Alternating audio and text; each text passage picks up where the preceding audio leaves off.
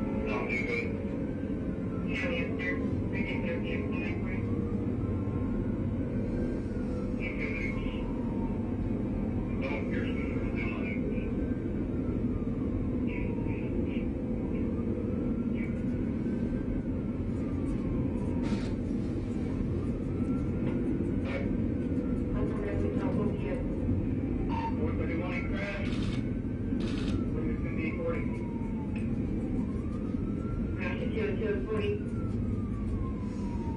240.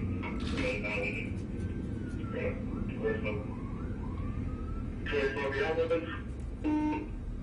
5. 1. Amen.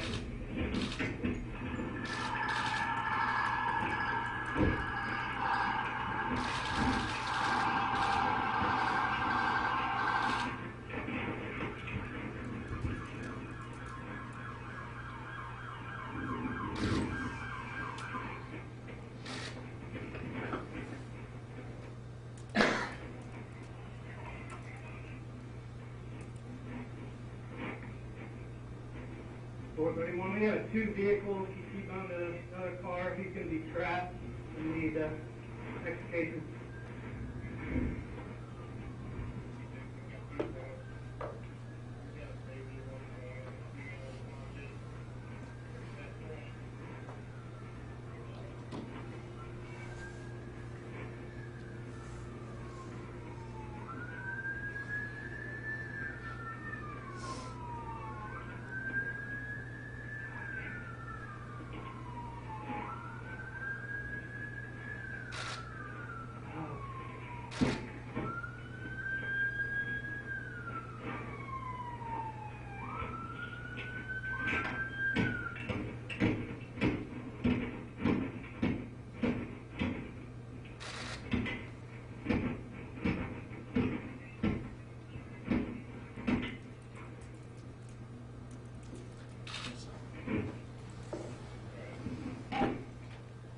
For the purpose of this press conference, I'm going to stop this here. Everybody can get the complete video if you don't already have it up in the records section. It'll only take a few minutes for them to burn a copy of that. What you're looking at here is our Cruiser Cam software, and it comes with that. The speedometer is not hooked up, so that's why down on the bottom it says 0 miles per hour. The speeds that are indicated on the left-hand side are by GPS coordinates. So that's how those speeds are calculated. 7.5 minutes is what this took. It's not a lot of time, but it felt like forever for the officer and for the people involved. I wanted to discuss the stop sticks that the county attempted to use. Those stop sticks are not designed to blow out a tire. They're not designed to cause an immediate wreck. They are designed to slowly release the pressure in that tire so that the car will slow down and hopefully the pursuit would be terminated, or at least the speeds will be reduced by that. Officers on scene were able to see 2 of those spikes did enter the right front tire. We don't believe that there was enough time between the spikes and the time that they reached US Route 40 for that front right tire to be deflated. Next, I want to thank a lot of the partners that we had that showed up on this scene, include the Miami County Sheriff's Office, Huber Heights Police Department, the Ohio State Highway Patrol, Bethel Township Fire Department, and the neighbors that helped care for the child.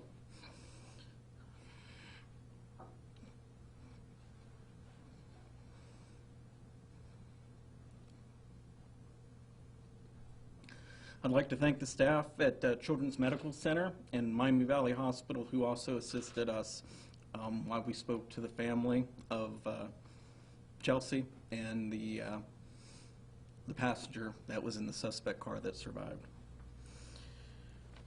Touch base on our pursuit of motor vehicle policy. It is published online on our Facebook page or on our website. We can help you if you have any questions about how to find that. Pursuits are not permitted unless both of the conditions exist. 1, there is probable cause to believe that the person to be pursued is committing or has committed an offense that presents a risk of serious physical harm or death. And 2, there is an immediate need for apprehension. Due to the warrants that I talked about earlier, we felt, and we still feel today, that the suspect posed an immediate risk of serious bodily harm to the citizens of Troy and Miami County. Based upon the incident that happened earlier this month, we also believe that since he was armed with a handgun at that point, that also contributed to that belief that he posed a risk of serious physical harm to our community. While the investigation into the pursuit and the administrative review is still underway, I, as Chief of Police, believe that the officer involved in the pursuit acted in accordance with our policy, given what we know at this time. I believe that the risk posed by the pursuit outweighed the danger to the community, and if the escaping individual had not been immediately apprehended. The suspect's disregard for others was confirmed later that evening when our detective section conducted interviews of the passenger in the suspect vehicle on Tuesday night, Ms. Tipton.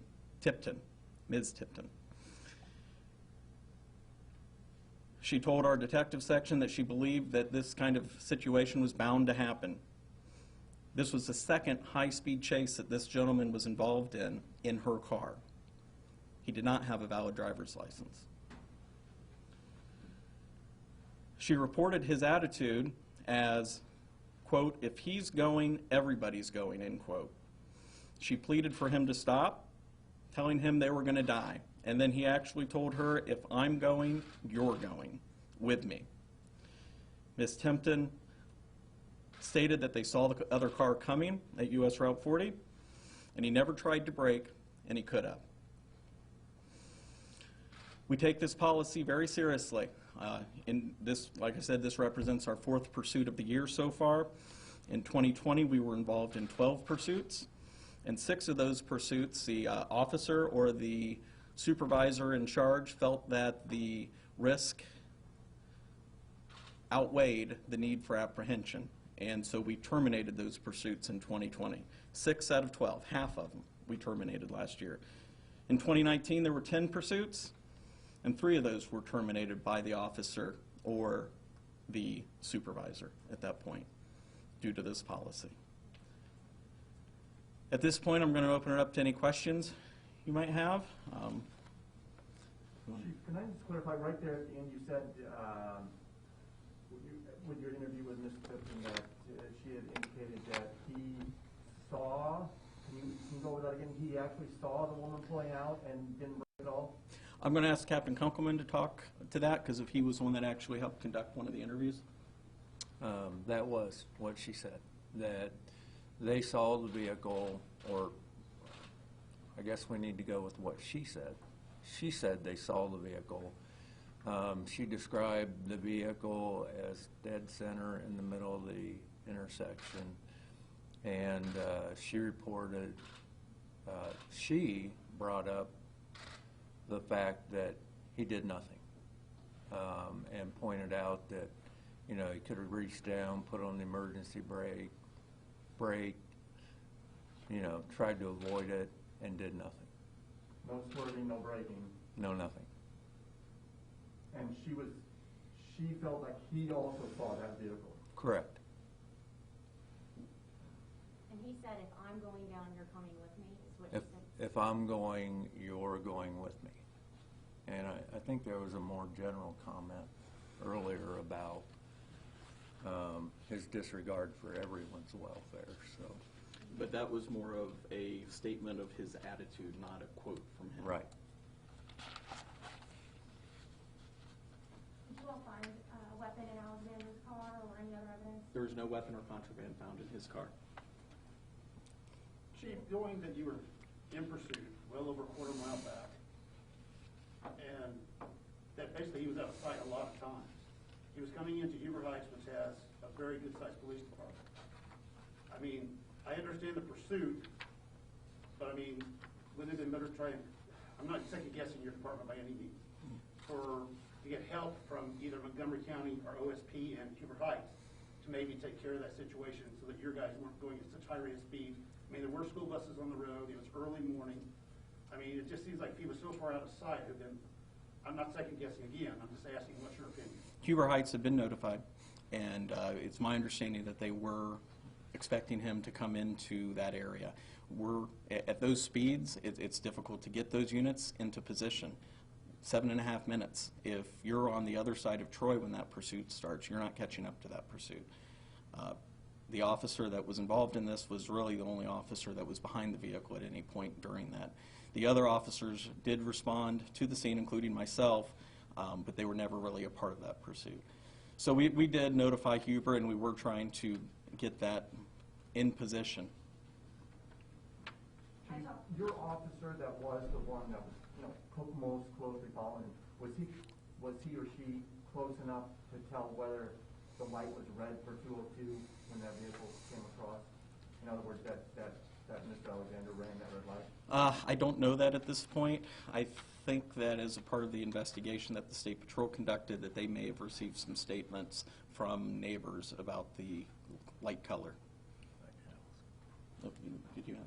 There was a witness on scene who stated that the light was red north and south, which would have been, he was traveling south. Ms. Tipton confirms that the light was red. What's her first name?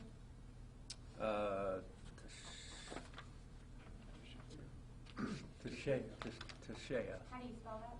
It's T-A-S-H-A-Y-A, Tipton, T-I-P-T-O-N. Do you guys know the status of the daughter of Ms. Mulner? The child. Yes. We've received reports that she's expected to be released today. Okay, and can I confirm that the daughter's name is Ezra? I do not have that information. Go, okay, there is a. I wasn't sure if it was Ezra or Urza. Okay. I talked to a witness on the scene who said that his daughter was actually waiting for the bus. We know this is a busy time of the morning. Was the time of day considered when you guys decided to keep pursuing the suspect? The chief concern was, or the chief thing that I was listening, because I was monitoring the radio at the time too, was the officers' reports of the traffic conditions. And my knowledge of 202 is during this time of day, it's usually fairly lightly traveled, and that's what he was reporting. He did at one point say he had moderate traffic, but that was the main thing that we were hearing is light traffic. It's a mainly straight road, not a lot of elevation changes or serious curves, so that plays a factor in our decision whether to pursue or to not pursue. And can you confirm that the passenger in that vehicle, Ms. Tipton, was in fact Mr. Alexander's girlfriend? Is that correct? That's my understanding. Relationship, you understand? That is correct. What's her status right now at the hospital? Is she released? I do not know that right now, do either of you? She was supposed to undergo surgery on her ankle yesterday. She had a broken ankle, and this is her reporting her injuries, but she said she also had multiple broken ribs and a punctured lung. Did she have anything to say to the family that her boyfriend hit? She was visibly upset about it. She broke down into tears multiple times during the interview, and was, totally cooperative with our questions. So. Chief, can we go back to, when this chase kicked off in a Troy neighborhood, Mr. Alexander had an active warrant for his arrest? Correct. Is that correct? Correct. Okay. And I don't know if it's the same officer, but your officers from your department interacted with him 3 weeks before, and at that point, he had a gun? Yes, that is correct. It's in reference to a call that happened in Piqua where shots were fired at, I believe, Miss Tipton's father's house. And then he came back to Troy and your officers took him into custody at that point? They detained him. Piqua police came down to the scene, and he was taken into custody at that point. And at that point, was that gun confiscated or seized by Piqua police or by you? I believe it was taken by Piqua police as evidence. And then, so on Tuesday morning of this week, is your officer actually going there? I mean, you all know he has an active arrest warrant, so if anyone sees him, you're planning to try to take him into custody? Correct. Okay. So, how close did your officer ever get to him, or did he see your officer, and kind of describe how that all unfolded there at the start? Well, as far as what you see on videos, what I know, I think that the officer was aware of the vehicle description of what he may be driving, and that's what he was there waiting for, is to see that vehicle. Was Mr. Alexander already in the vehicle when your officer spotted him? If you listen to the radio traffic, from what I understand, he did see Mr. Alexander in the vehicle. So he positively ID'd him visually. Is it true that Ms. Tipton was pregnant with possibly twins? We have reports of that as well. That is not true. Not true? Not true. Not pregnant, okay. Not pregnant. I'm sorry, I want to go back to the gun thing too, because I'm a little confused about what made you think that he had a gun? If the Pickle police had already taken the gun? It is the fact that he had a gun previously, that he may have a gun again. The gun that he had back on the original incident on March 7th, he was already, was he weapons under disability at that time? In other words, he wasn't even supposed to have it then because of previous convictions? Do you know what his status was on that? Yeah, I don't believe that those charges were filed against him by any agencies, so I don't know the status of that. Okay. So. Do you expect any changes to be made in your pursuit policy following this? So our pursuit policy is reviewed annually. Every 12 months, Captain Mumford actually reviews it. The policy that's currently in place has been in place for, as near as I can tell, in its current form since at least 2014. I worked as a patrol officer under the basic wording of what it is. Additionally, our officers are tested annually on this pursuit policy where they have to read it every year and review it. Now, this review is an internal review that our staff does, and it's based upon, you know, legal opinions that we may get, what we learn from current events, and through our accrediting bodies and through the state of Ohio. Like I said, it's basically stayed the same since at least 2014. This event, you know, after we review it, could possibly, you know, result in changes to it. And that was Tipton's car he was driving, correct? Correct. Okay. Chief, would you have done that pursuit? Not to put you in, not to put a spot as an experienced officer, would you continue that? I think that the risk that he posed to the community outweighed the risk that initially occurred through the pursuit and what the officers knew then and what we know now. Do you have a timeline in which the state patrol will be able to finish their investigation? I do not. You know, they brought accident reconstructionists in to do that, and that can take some time. The other pending part of this investigation would obviously be the coroner's report. And do you have any idea as to when the coroner's report will come back?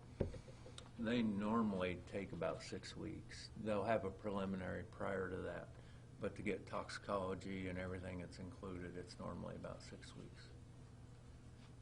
Do you have any reason to suspect that there would be a need for toxicology, or would you suspect that any drugs or alcohol in the system at the time? Or? It's kind of standard with the... It's part of the autopsy, whether we suspect it or not. Chief, you talked about the pursuits in 2019 and 2020 having terminated 6 out of 12, and you said you've had 4 so far this year. Have you kept track of how many you may have terminated this year that started and then you decided to discontinue them? Yeah, I don't have that in front of me right now. Do you know off the top of your head how many were discontinued?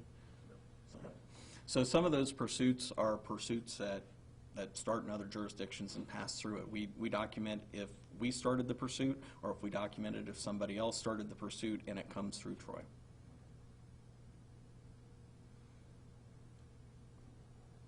Anybody else? I just have one more. I did talk to witnesses that live right there in that area. They say that's a very dangerous intersection. There's crashes there often. Were your officers familiar with that area? Have you chased through there before? Not that I'm aware of, and you know, I'm not very familiar with that intersection or the accident rate at that intersection. I had a clarifying question about the video itself. It looks like this is dash cam footage. Is there like a microphone on the officer or anything like that? Yes, the officer carries a microphone. There's also a microphone in the car. So when he gets out of the car and you hear him walking around and trying to make entry into the car to render aid, what you're hearing is his on-person mic. And Chief, was that him trying to break a window and get into one of the vehicles to try and give? Yes, this is Alexander's car that you see right here when he pulls up and stopped, and that is the officer trying to get in to render aid. Very good. Okay. All right. Well, thank you very much for coming.